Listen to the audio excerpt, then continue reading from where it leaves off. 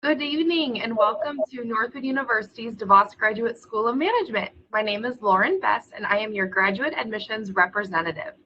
Today we have our speaker series where we are going to feature Dr. Lisa Fairbairn and Dr. Todd Thomas, and they will take us through a journey of how a master's degree is the new bachelor's degree and how you can develop yourself personally and professionally. Welcome, Lisa and Todd. Todd and I are very excited to be here with all of you this evening for our fourth installment of the Recession Proof Your Life speaker series. We have some tough acts to follow if you happen to watch the first through third installments, but we're gonna give it our go. So we've been asked to share our perspective, as Lauren mentioned, on a question we sometimes hear from prospective students, that being, is a master's degree the new bachelor's degree? So that question is actually a pretty tricky one. I'm guessing you all might expect to hear a resounding yes from us, given the populations that we serve and our growing number of graduate programs at the DeVos Graduate School. But the answer to that question is a bit more interesting and nuanced than that, and really dependent upon context. So spoiler alert, you won't hear a definitive answer from us because it really depends on the industry, the company, hiring philosophies, as well as the state of the economy and other factors at any given point in time. But I thought it might be insightful to start the conversation this evening by sharing some industry stats and trends related to educational attainment and hiring practices in the US. So as this slide is titled Education and the Evolving Job Market, there has been quite some buzz in the popular press in the last year or two about employers resetting degree requirements, including, even in some cases, dropping degree requirements in many middle and higher skill roles. This is interesting because it reverses the degree inflation trend that we experienced in the aftermath of the recession of 2008. So degree inflation represents the phenomenon where more and more companies raise the bar on education requirements for roles that historically, in some cases, didn't even require a college education, or jobs that required master's degrees as opposed to the long-standing bachelor level credential. So fast forward to 2020, these trends have become more interesting, of course, and have definitely been accelerated by COVID-19. And they are a little bit more unpredictable than we've seen in the past. So on this slide, I really want to share with you, so Harvard and Burning Glass Institute, sometimes called MC Burning Glass, partnered last year to do a study on this evolving phenomenon. They actually analyzed 51 million job postings, 51 million, yes, that's a lot, and compared the educational requirement in these job postings alongside or overlaying the unemployment rate over the last 14 years, which included two economic inflection points, the Great Recession of 2008, and of course, COVID. So I wanted to share this chart from the study, and I found it to be quite interesting. And so you've had a little bit of time to just glance at it, but to get your bearings, on the left side of the chart, the unemployment rate is represented. And on the right side of the chart, it's educational requirement, and that's represented as the share of job postings requiring a bachelor's degree or higher. So if you look on the left and side of the left and right side, you'll see some gray shading.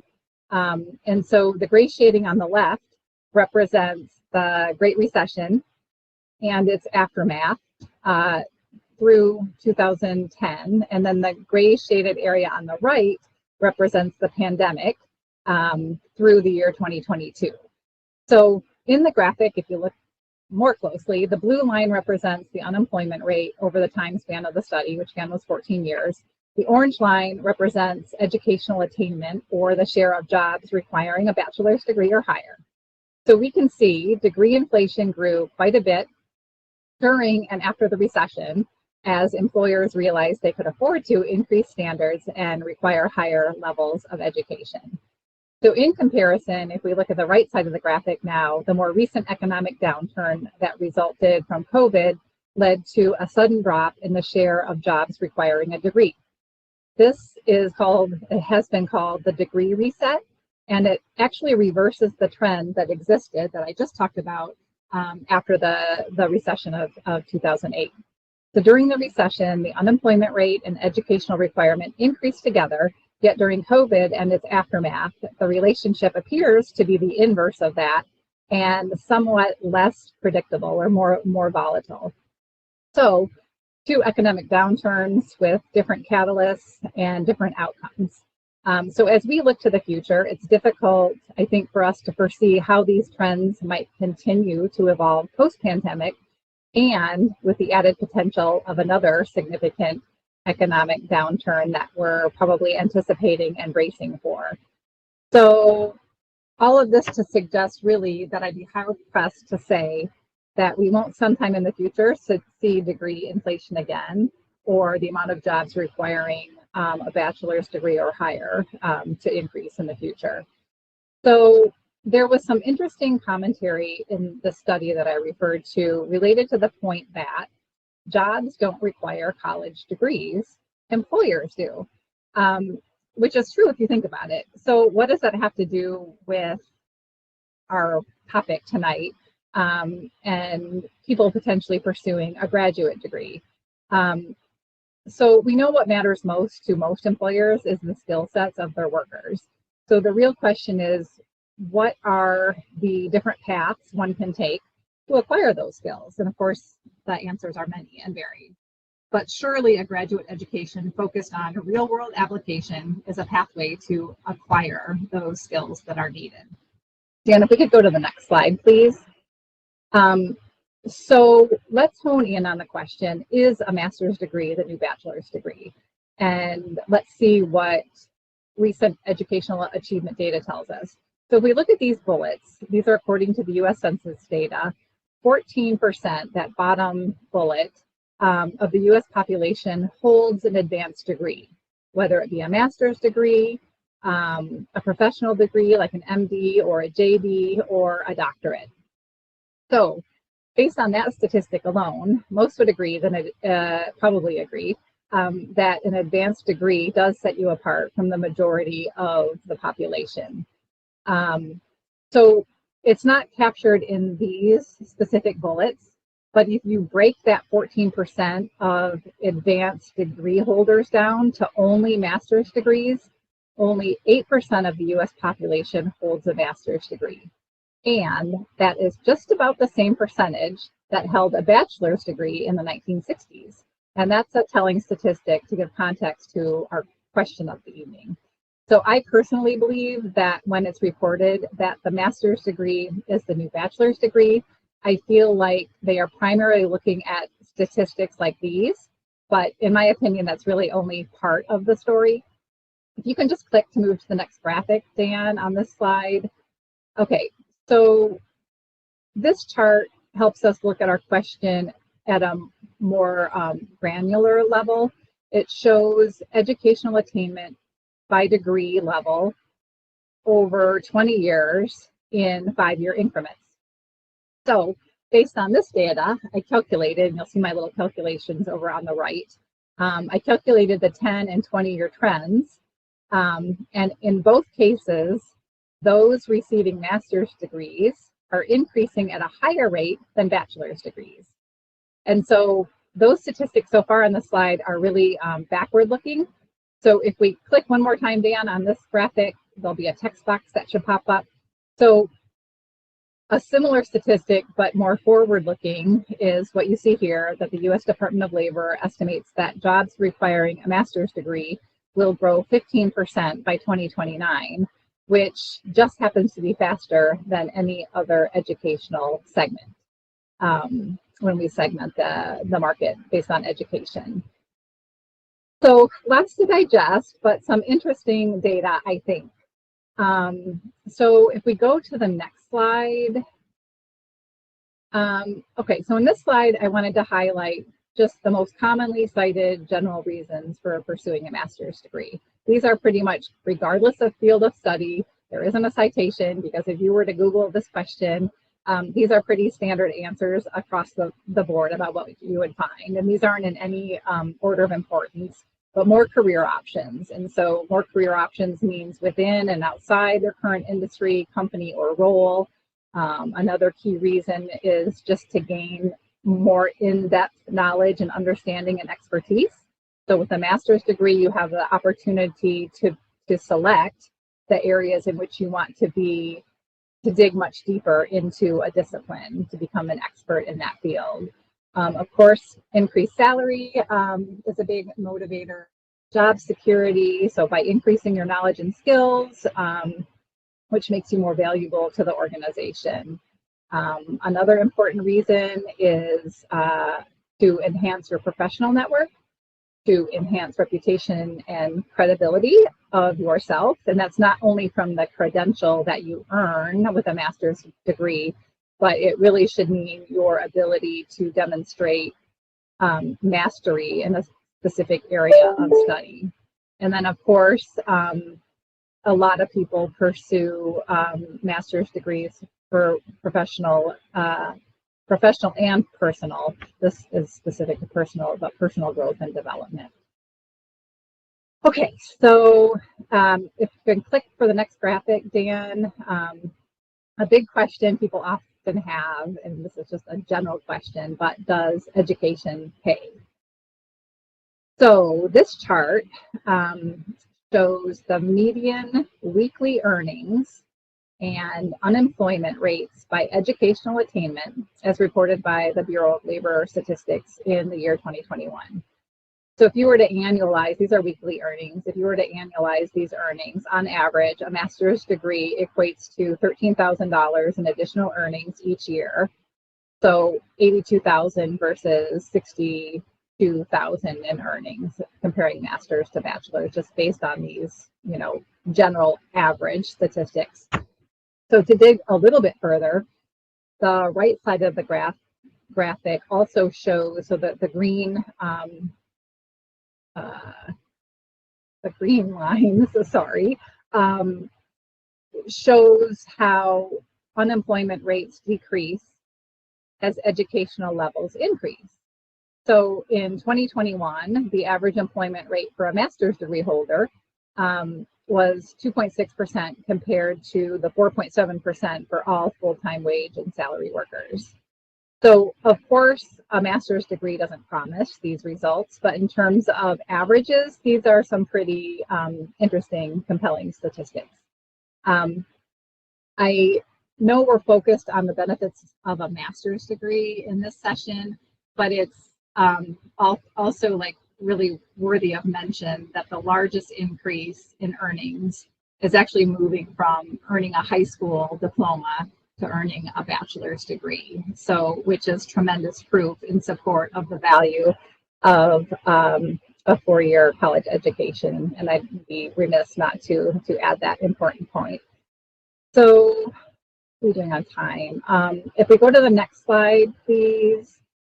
So let's dig in a little bit more to master's degrees in business. So how popular are these? How popular are master's degrees in business? So if we look at master's degrees in general, I thought it was interesting to share that business rises to the top as the most popular category for master's degrees in the US.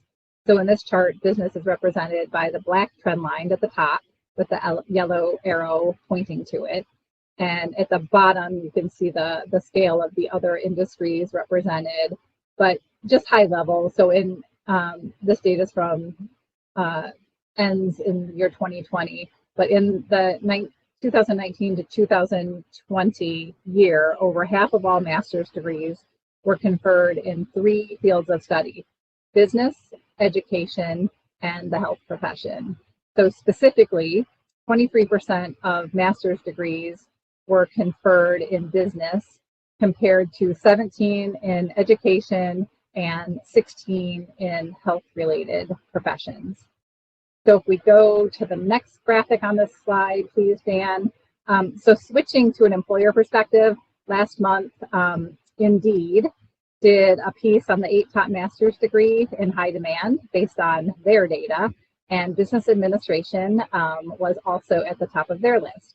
Probably not too surprising based on the previous statistic, but It's just further proof of the relevance of advanced business degrees in the market today. So we can go to the next slide. And I just wanted to capture another perspective, which is insights from corporate recruiters. So this slide depicts data from last year's GMAC Corporate Recruiters Survey. And GMAC stands for Graduate Management Admissions Council, I think, or something close to that. And in my opinion, they provide the most comprehensive study of graduate management education trends.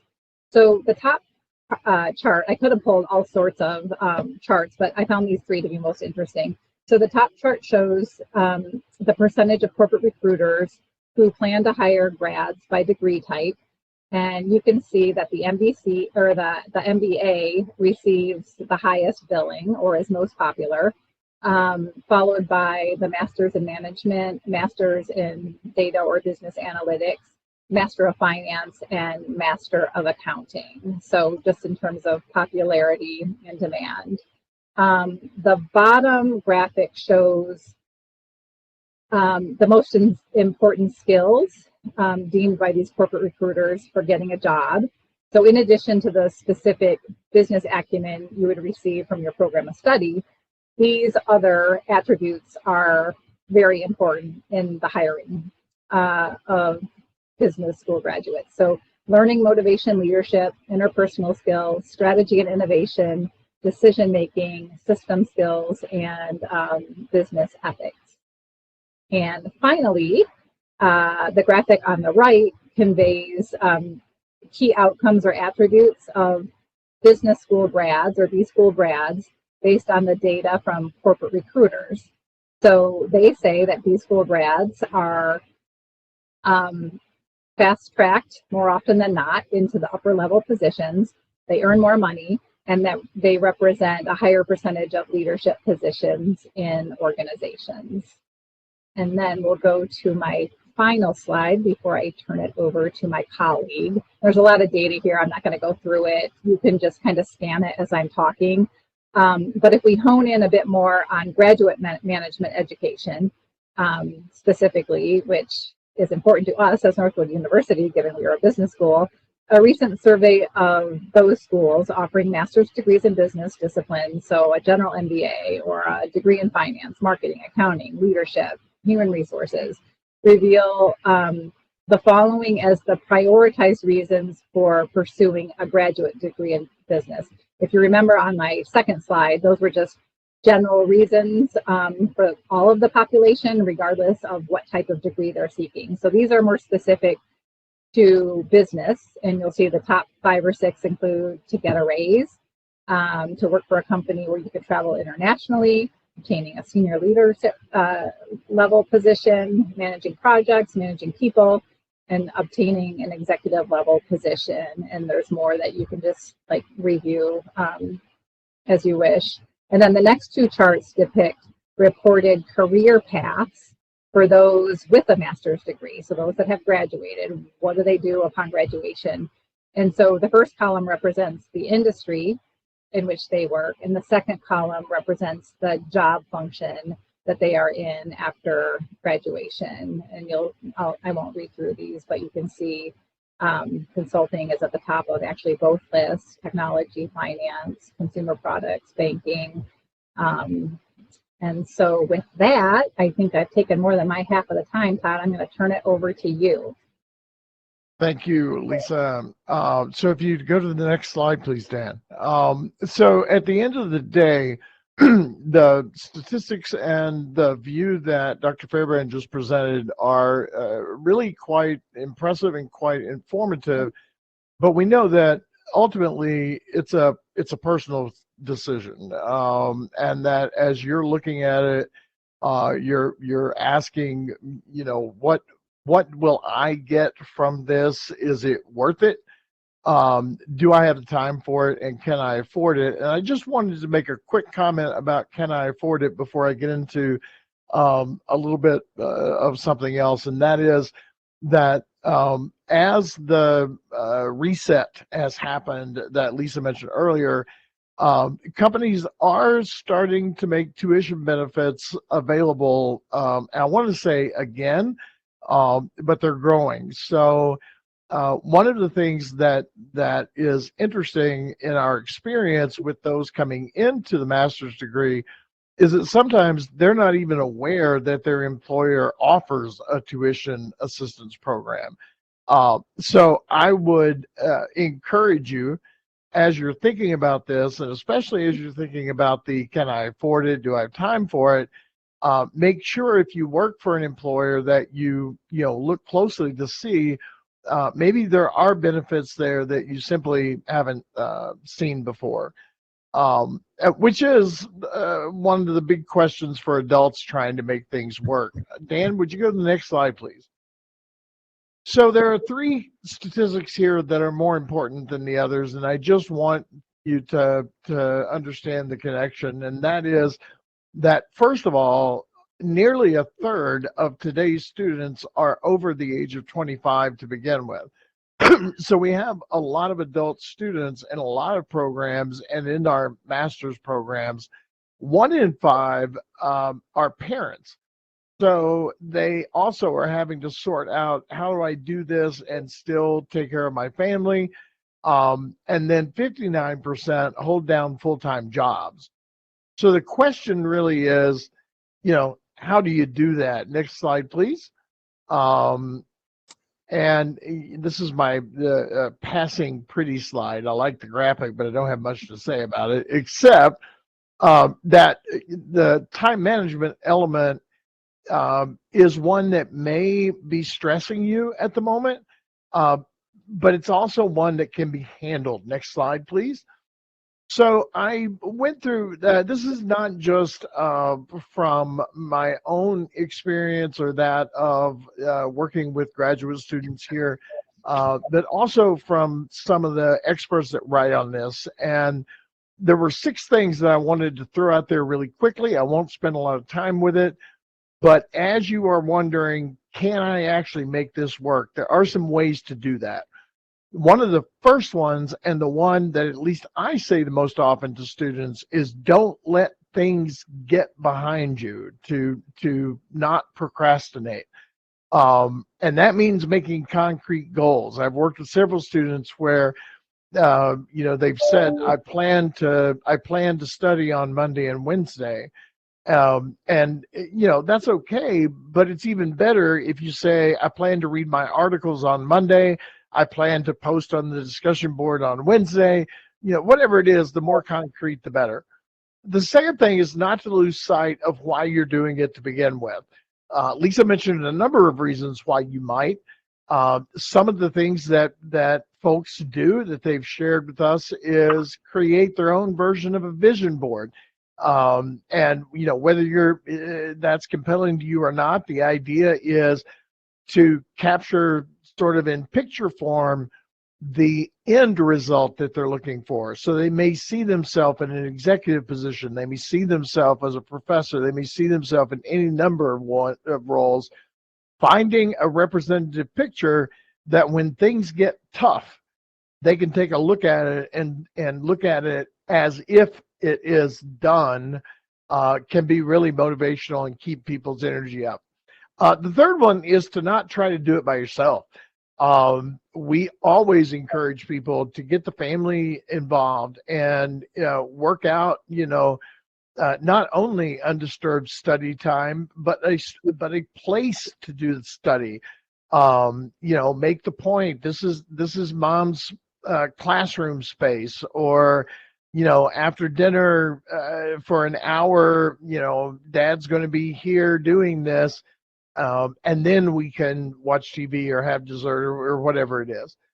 A fourth one that is important to be intentional about is once you do establish that you're going to be a graduate student, you have a family, you're working, is to make sure to make self-care a priority, get plenty of sleep, to get nutrition. I actually tell students, and they sometimes laugh at me, but my most common thing is hydrate. It doesn't seem like getting your degree ought to be quite that athletic, But if you're not careful, the studying, the extra work, you'll end up skipping meals. You'll end up, getting fatigued. And then the last two things, one of those is to prioritize, figure out what is most important. And it might be that this coming week, if the priority is to finish a paper that you started, a week or two ago. So make that the first thing. It might be that there's a whole stack of reading for this week and that there's a couple of those that are going to be difficult. So make those first. But also prepare to eliminate some things. It's very hard to add additional responsibility when you are already very busy and have no noticeable extra time. Sometimes it's important to look at it and say, what can I stop doing? And if you start looking at that, get your family and friends involved in that discussion, you might be surprised at the kinds of things that you discover. And then the final thing is to practice flexibility. One of the recommendations from a lot of the folks who study this is to consider doing your schoolwork in short bursts. And rather than trying to find a 5-hour period that you can do everything at once, to look for those windows where you can do parts of your work over the course of the week. This is really important. And if you can get material ahead of time, here we provide syllabi from the very beginning of your class. Most classes you're able to see what you're reading, what you're going to be doing, and you can start to work ahead so that you can have a little bit of this flexibility. And then Dan, next slide, please. And here, by the way, are 3 time management tools for adult students. You may have your favorite, but if you don't, these are common amongst our students. One of those is Trello. Trello is a great tool for working with a study group or something like that. You can create project boards and work task boards that you can move around, prioritize, but you can also invite other people to work with you in this framework. The second one is Evernote. You might be more comfortable or more, you might be using, say, OneNote in the Microsoft environment, but Evernote is an amazing app. I've used it for many, many years. You take notes, you can scan documents, you can, use it to track your homework. I mean, you can do all those things. And then finally, I like this third one. It's called Remember the Milk.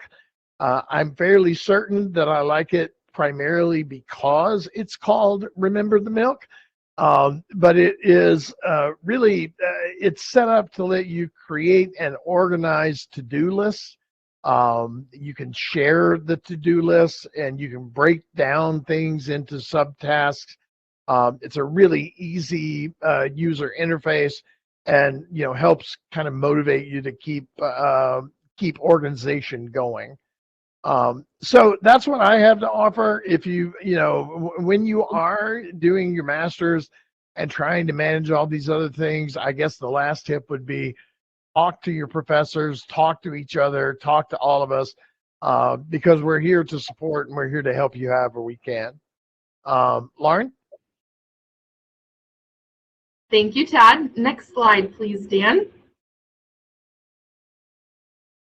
Thank you so much, Lisa and Todd, for taking us on this journey this evening. So should you be thinking about higher education and where you can take your career, we do offer some graduate degree programs right here in Northwood.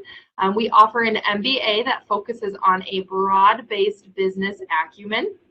Students engage with a diverse set of peers from multidisciplinary learning environments in various backgrounds. Students participate in active learning through simulations, discussions, and real case scenarios. Then we offer 4 Master of Science degree programs: our Master of Science in Business Analytics, Master of Science in Finance, Organizational Leadership, and Human Resources. All of these are more specialized degrees. And then we offer, for those that do have a master's degree and you are looking for an intense program, we have our Doctor of Business Administration. This is a transformative experience developing better problem solvers and business leaders. If you are looking to research, consult, teach, or lead, this would be a great program for you. All of our graduate degree programs have flexible class formats, 8-week courses, capstone projects. You'll have a dedicated graduate advisor. Scholarships are available, and we do not require the GMAT or the GRE. Next slide, Dan. Thank you everyone for joining us this evening. This is my contact information on the last slide. Should you want to schedule a time to meet with me, I am so honored to talk to each and every one of you about our graduate degree offerings and how we can help take your career to that next level. Thank you so much for joining us, and we can't wait to connect with you soon.